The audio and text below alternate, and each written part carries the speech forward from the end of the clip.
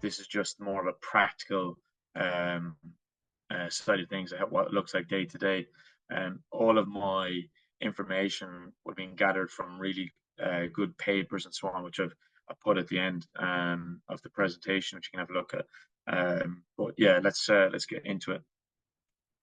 So firstly, well, just a couple of considerations before you start the sort of rehab journey with the athlete. We look at the mechanism, the operation turnaround, training history, working with the physio, your markers that you're going to rely on throughout the process, and then the individual stages which the athlete will go through. I think with the mechanism, it's important to know like how it happened. So was it landing, was it decelerating, was it contact, was it stepping?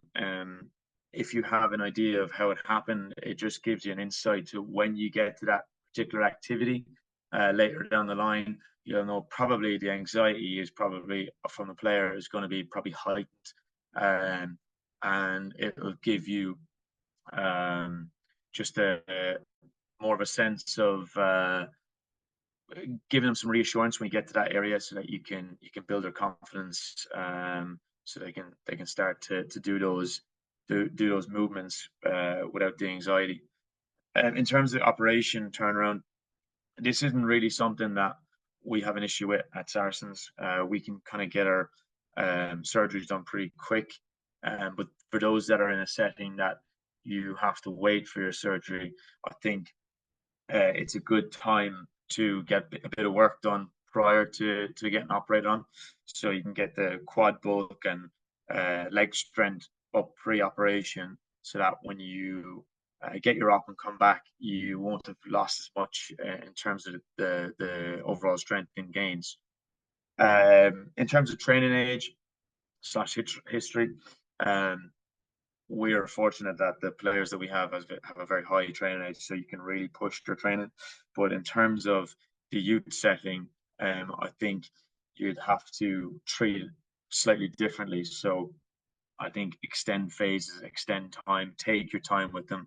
I'm not really an expert on ACLs within the youth setting, but if you're working with that cohort and looking at this presentation, you might get ideas from it, but definitely do your research and how you would plan their return slightly different to a well-trained adult.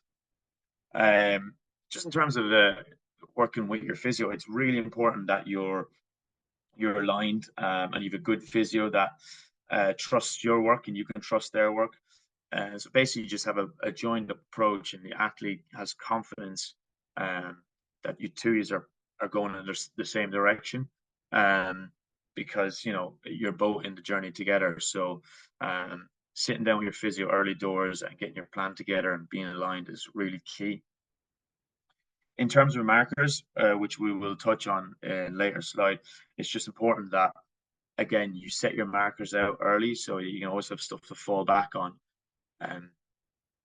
Basically, these will be your guide at certain points throughout the return to see if you're heading in the right direction, or if you need to slow down and focus on certain areas or deficits that might be creeping into the affected limb and maybe the unaffected limb.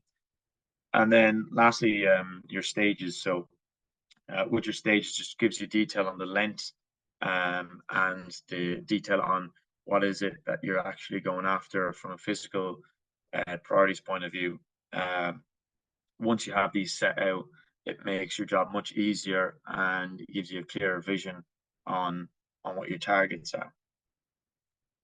So I kind of like basically create this just this table just to give a real clear, simple understanding of what your targets are within each stage. So our stages are early, mid, late, and then integration.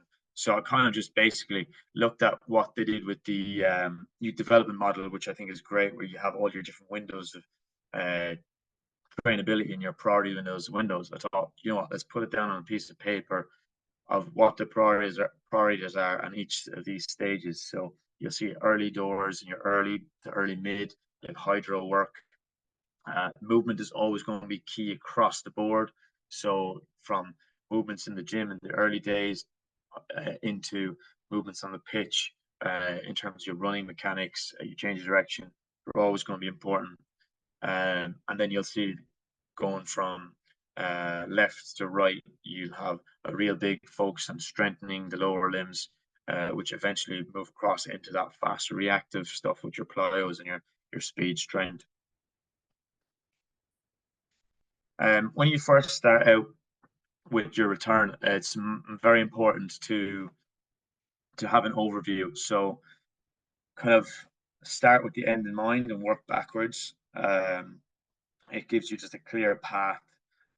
What you see on the screen here is basically just a screen capture of an Excel sheet that we have, and it just looks at the early, mid, and the mid stages of the plan.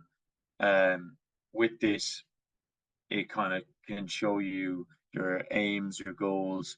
You can put in any concerns you're having along the way, along with any data that you've collected in terms of their targets and they've achieved.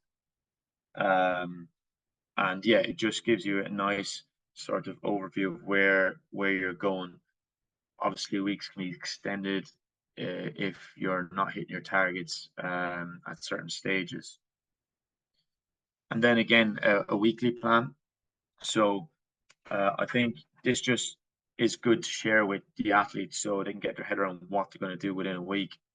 Because it is such a long injury, anywhere from 6 to 12 months, depending on the injury, it's important to break it down into manageable chunks to get their head around it.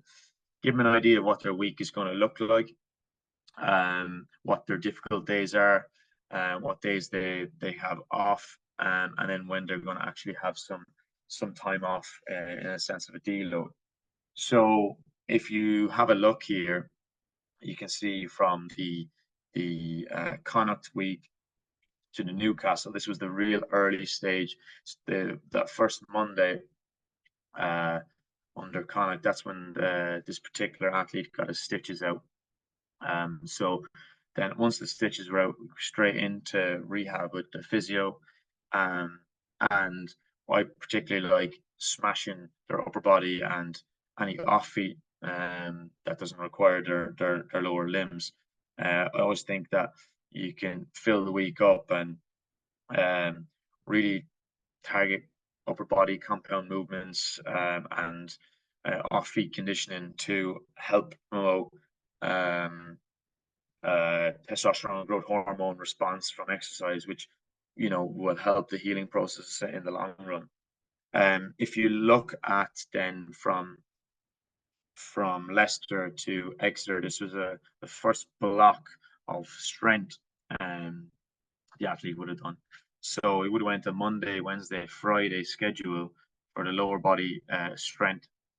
And with this, then this is where we pushed. This first phase, he would have done all his basic rehab with the physio for 3 weeks before it and gotten the movement qualities that we wanted down. And then this stage is where we try to really go after some of our markers.